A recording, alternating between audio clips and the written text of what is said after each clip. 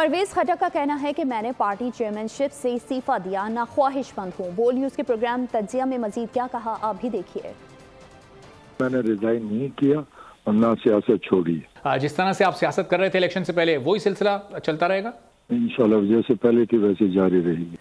Election में हार जीत होती है, कौन सी बड़ी बात है।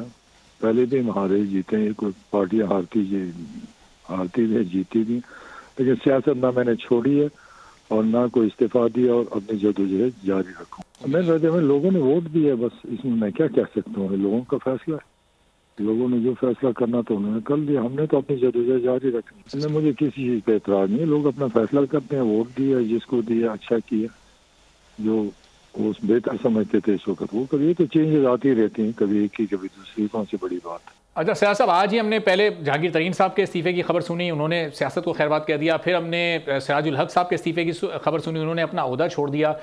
ये उनकी मर्जी है, उनसे पूछ लें प्लीज, मुझे कुछ नहीं पता।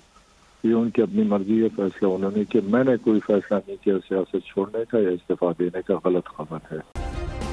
सब्सक्राइब करें और बेल दबाएं ताकि कोई खबर रह न जाए।